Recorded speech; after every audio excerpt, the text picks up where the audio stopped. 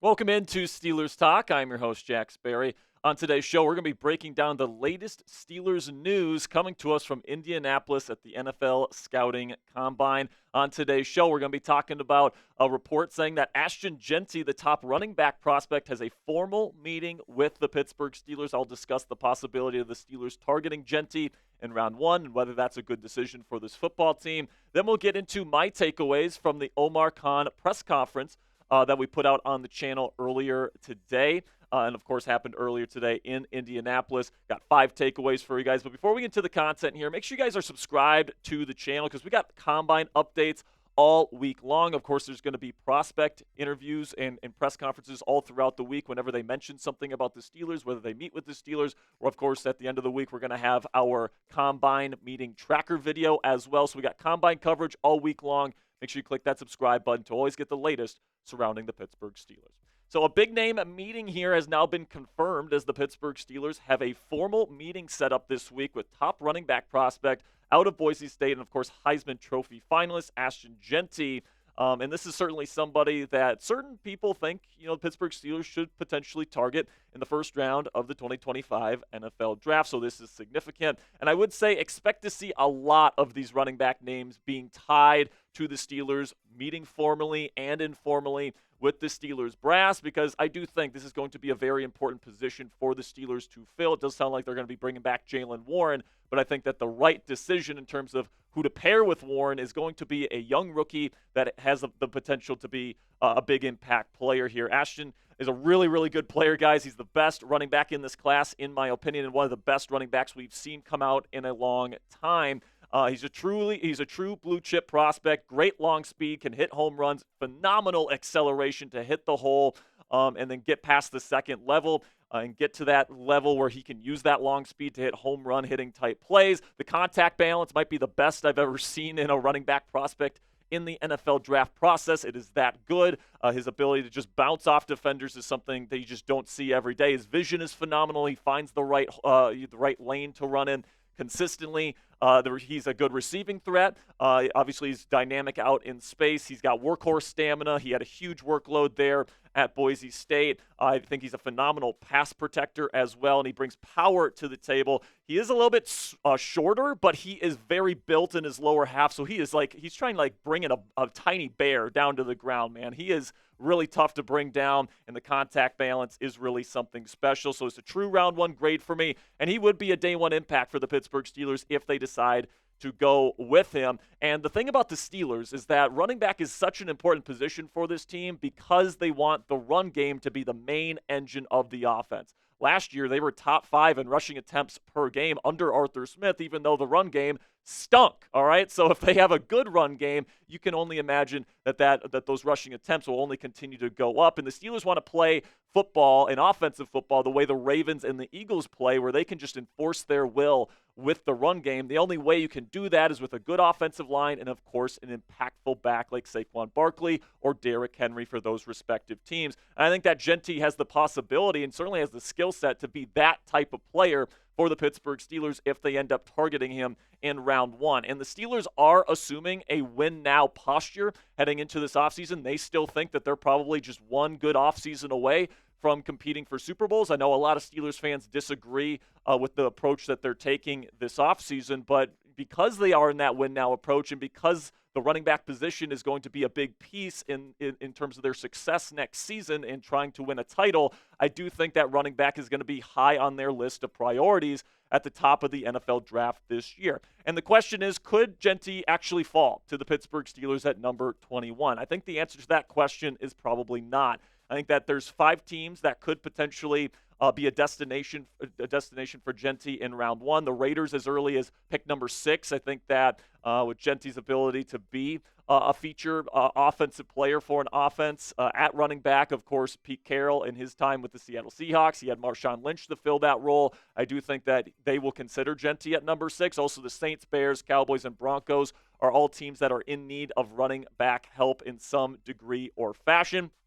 And I think that the big number to look at here is number 12 with the Dallas Cowboys because, there's a pretty big gap there between number 12 with Dallas and then it gets all the way to number 20 with the Denver Broncos, who I think the Steelers would need to jump if they want to get Jeanty on their football team. And we have seen Omar Khan, the Steelers GM, move up to go get prospects before. And, if Jeanty does get past Dallas at number 12, which isn't impossible, I do think that Omar Khan and the Steelers will be looking for opportunities to potentially trade up for Ashton Jeanty. That is, if they can get him for the right price. Because remember, back in 2023 here, Khan moved up for Broderick Jones at number 14 overall, trading a fourth-round pick.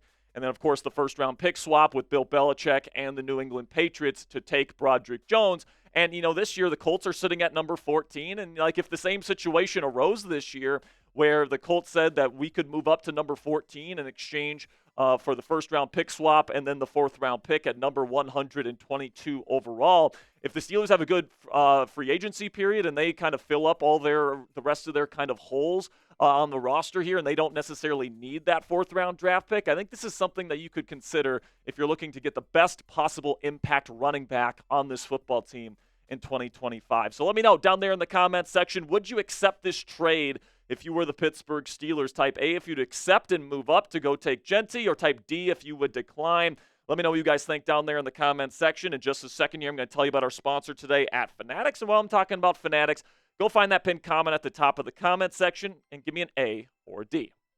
And with that, let's have word from our sponsor here at Fanatics. And listen, man, it's still cold in Pittsburgh here, but you can still get some great deals on some winter apparel here while it's still cold, and you can still stay warm here while winter is still here. You can go to chatsports.com/beanie to get this stylish Steelers beanie in your arsenal today. It's on sale with our friends at Fanatics. It's $20 to get this beanie. It's really well crafted, and it really looks good, man. I really do like the design there with the Steelers and the AFC banner on there.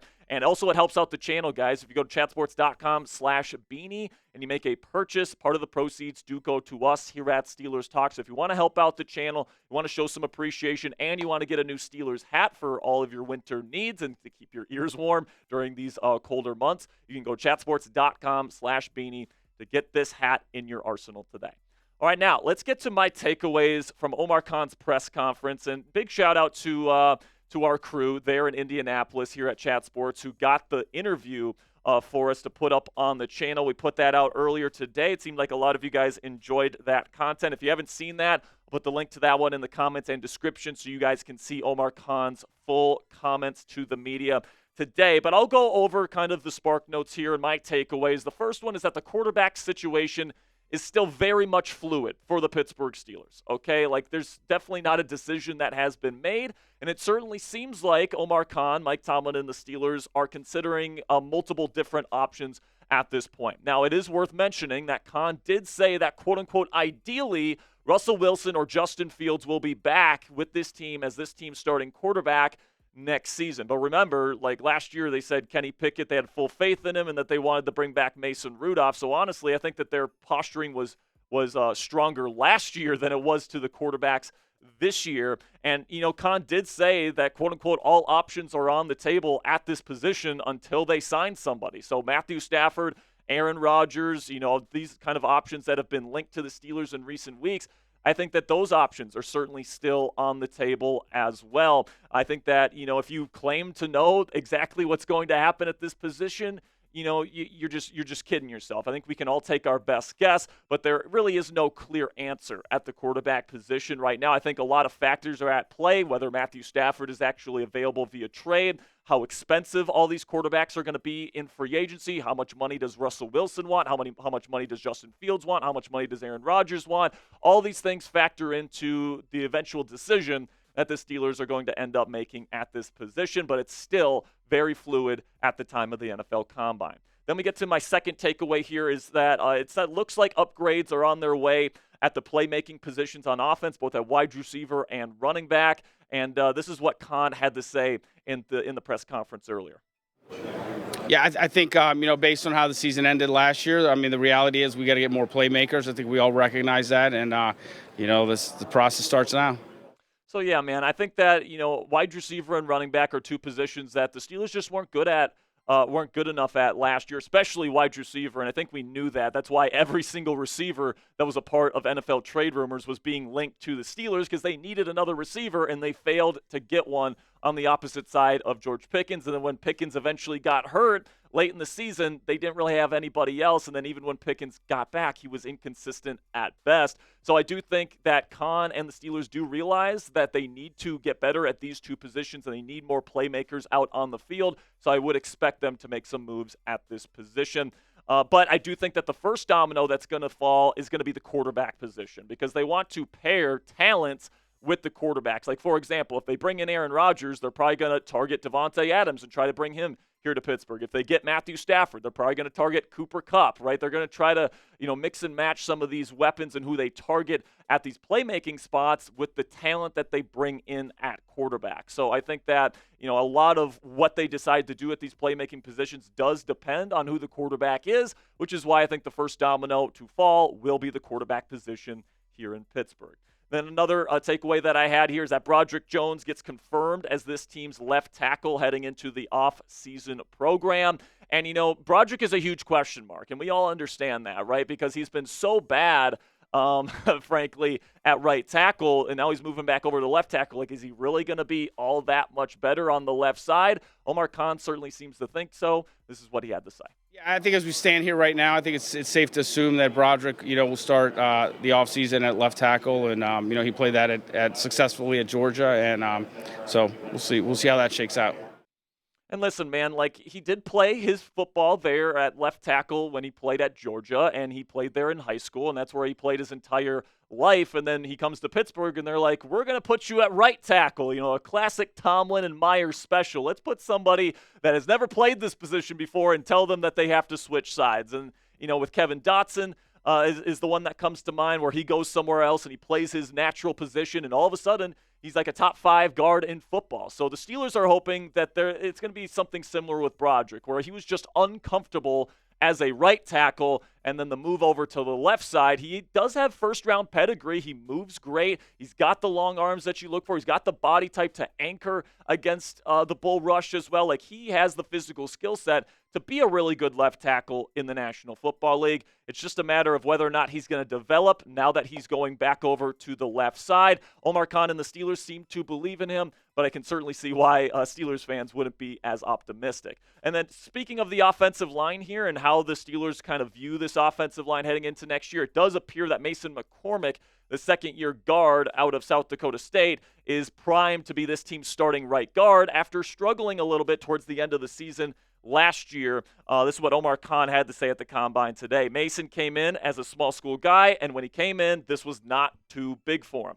I loved his progression, and I think the future is bright for him. So that indicates to me that he's probably going to be back as this team's starting right guard. They believe in his physical skill set. I believe in his physical skill set. I had a late round 2, early round 3 grade on McCormick last year. He's a great athlete. He's got great power to his frame as well. Like, he still has the capability of being a really good starting guard in the league, in my opinion. And I'm just hoping, like Khan is, that he can really progress here this offseason and truly become that bona fide starter heading into year 2, because this Steelers offensive line desperately needs it. So predict it for me down there in the comment section. Will Broderick Jones have more than 1 year as this team's starting left tackle, or will he crash and burn next year and the Steelers are going to be looking for a new left tackle or next offseason? Let me know what you guys think down there in the comment section. Yes or no, will Broderick Jones have more than 1 season as this team's starting left tackle? Sticking with the trenches here, another takeaway I had is that TJ Watt and his potential extension is probably going to be coming pretty soon. All right, I think that it's probably going to happen here, guys, where I think that TJ is probably going to get an extension. Art Rooney II said that he wants to get it done, and now Omar Khan adds to that. This is what he had to say about TJ. TJ's one of those legacy guys that, I was around Hines Ward and Troy Polamalu. Those guys played their entire careers, and that's a special thing. And I'm hopeful and confident that TJ will be one of those guys. I don't want to get into details of that. We've, it's been different depending on the circumstances that persist. But, TJ's been a big part of this team, and I'm confident and hopeful he'll be here for a long time. And like I mentioned, guys, the owner of the team, Art Rooney II, has also put out there in his own comments that he wants to get a Watt extension done this offseason as well, which certainly points to the Steelers' win-now posture that they are assuming here during the 2025 offseason. A fair warning here, if you're not a fan of paying defensive players lots of money, well, Watt's new contract is probably going to make him the highest paid defensive player in NFL history yet again. That's why you want to get this done sooner rather than later, because there's other guys in this kind of free agent, kind of off season that are planning on trying to get that big contract. Myles Garrett is certainly one of them. And I think Micah Parsons could be another one as well that gets these, record-shattering type of deals. You take a look at the highest-paid edge rushers in football right now. Nick Bosa currently tops the group at $34 million. I think that's where the negotiations start with T.J. Watt in order to keep him here long term. And I think if you can get him for anything less than that $34 million per season number, for a perennial defensive player of the year candidate, I think that the Steelers would be getting a steal. But I would expect it to be just over $34 million per season, and I do think the Steelers will eventually get this done to try and make T.J. Watt a Steeler for life. And like I mentioned, guys, this does point to a win-now culture. If you're hoping that this team is going to embrace a full rebuild this offseason and get cheaper on defense and all this different stuff, and you want more of the money to go to the offensive side of the ball, this is certainly not a move that would align with your preferences. So just a fair warning here. I do think T.J. Watt's going to get an extension, and it's going to be quite lucrative.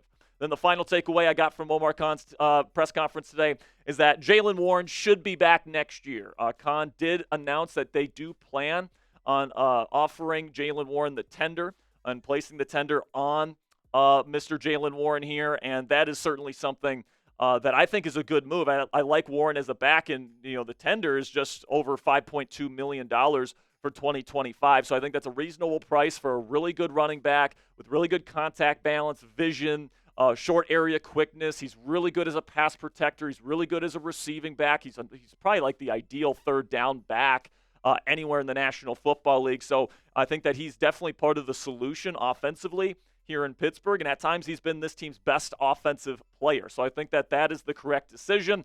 I think Najee Harris is disappointed, and he's going to be the more expensive option to bring back. So I would rather keep Warren, and I would rather draft a running back in this year's NFL draft. There's lots of great options out there. We talked about Jeanty today, but there's certainly a lot of options out there that the Steelers can consider. That'll be it for our content today, guys. I'm going to be posting a bunch of stuff from the NFL Combine from our team here at Chat Sports in Indianapolis on my Twitter. You can find me at Jack_Sperry, putting stuff out all throughout the week and all throughout the draft season here. So if you want to keep up to date with everything that the Steelers are doing this offseason, make sure you give me a follow on X at Jack_Sperry, and also click that subscribe button because we got daily updates for you right here on Steelers Talk as well.